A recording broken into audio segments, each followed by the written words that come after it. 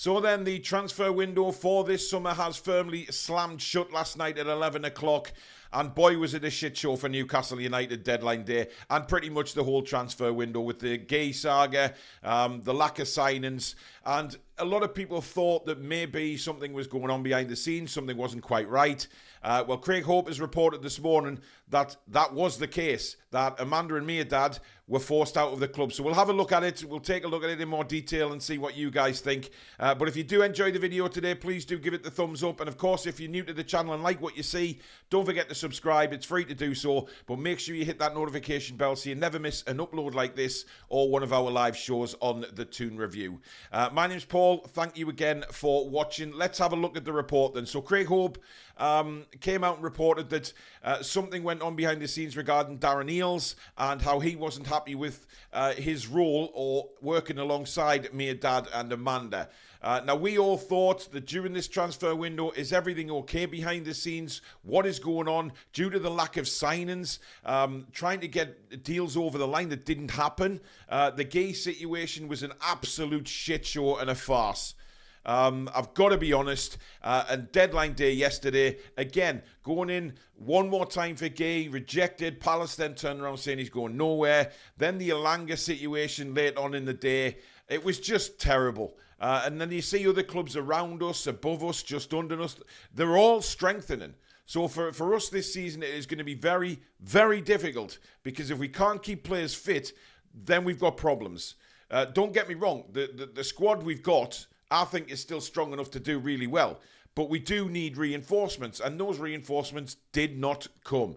Now, Darren Eales, at the beginning of the transfer windows, told us it was going to be a transformative summer.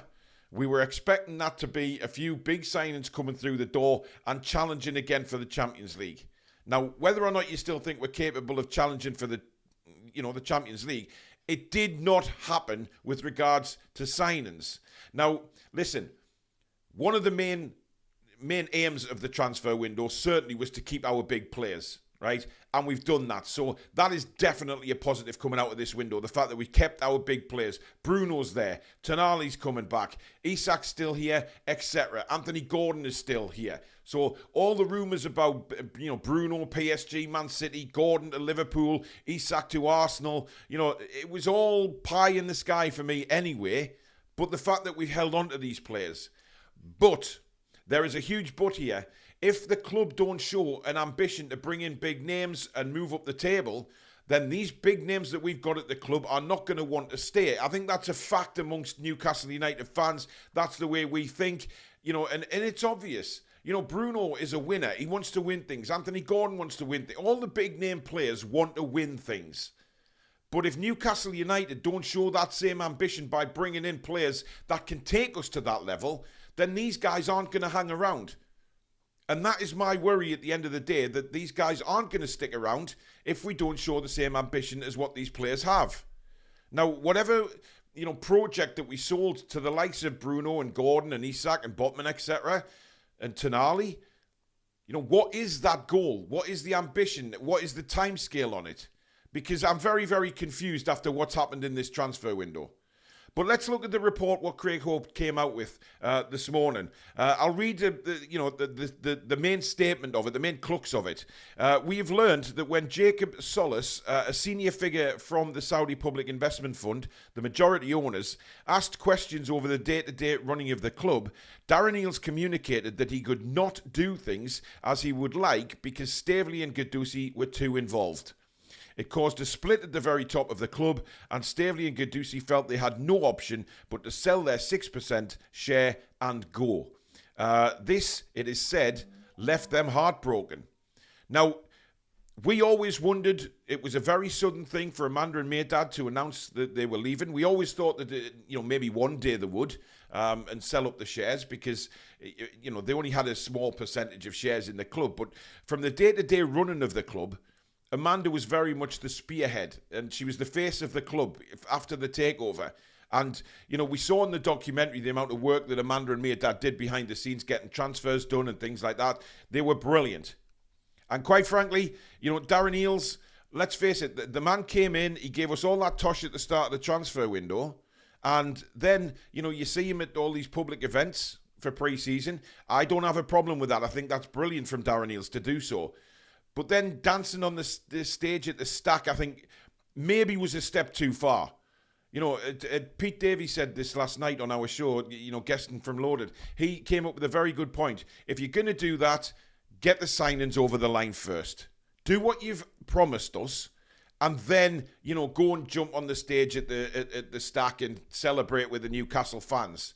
But don't make a fool of yourself like that and not bring any signings through the door.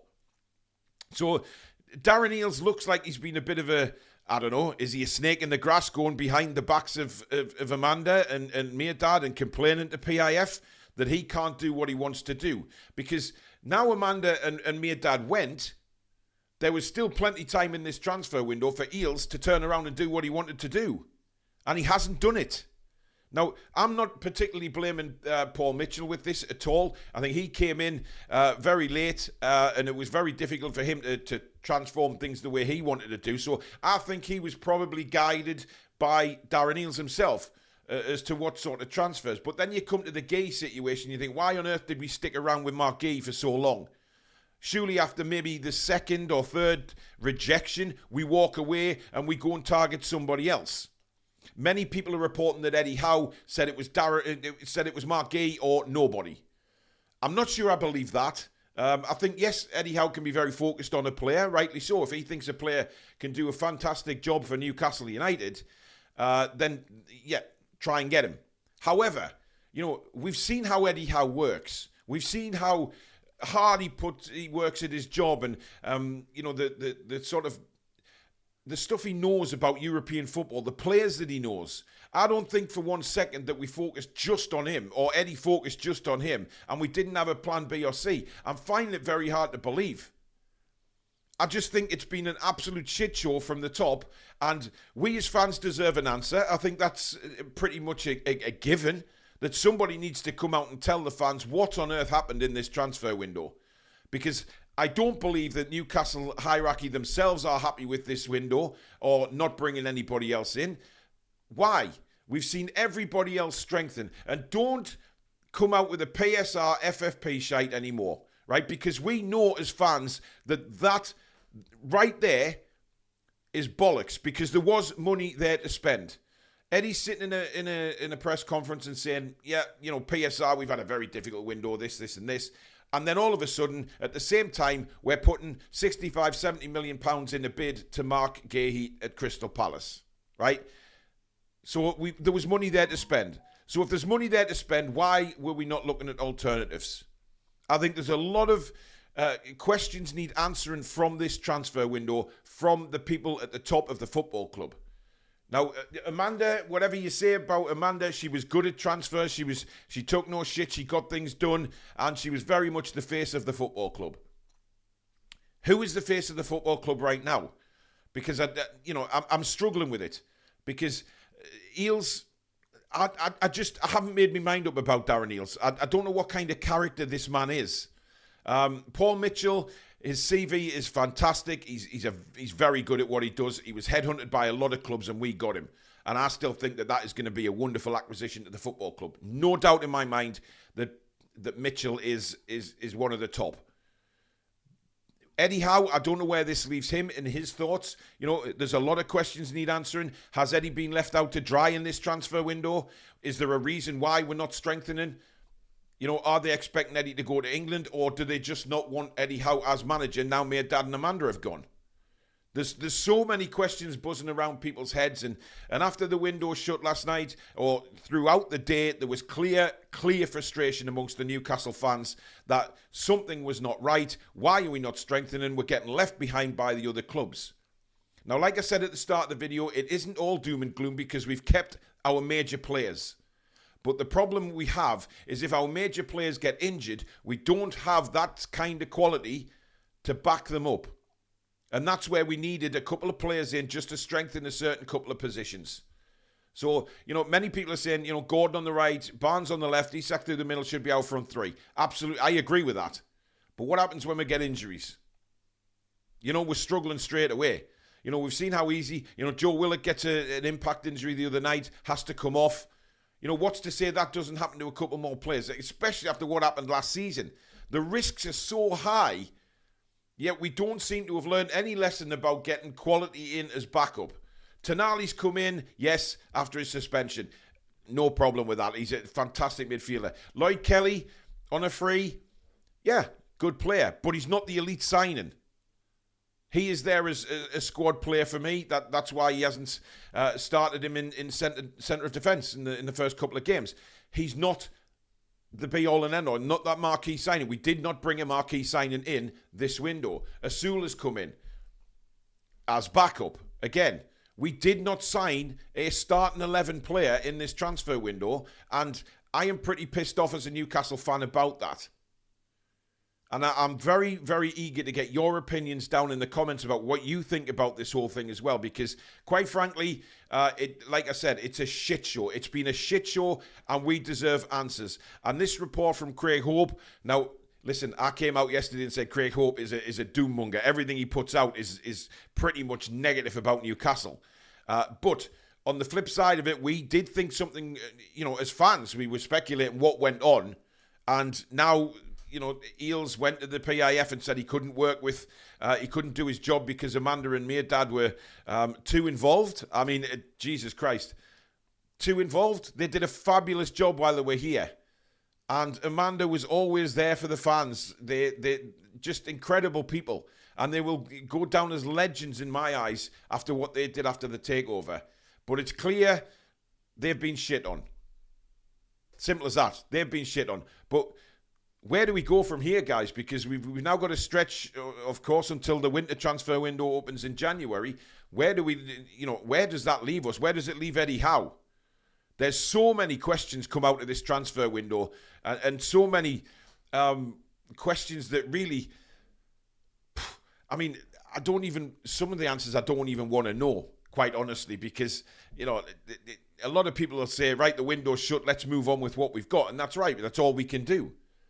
But at the same time, it's just a mess right now. And it's something I don't think any of us expected, certainly after the takeover, the way the club's been run since the takeover. But we've had a couple of really poor transfer windows where we've just stood still.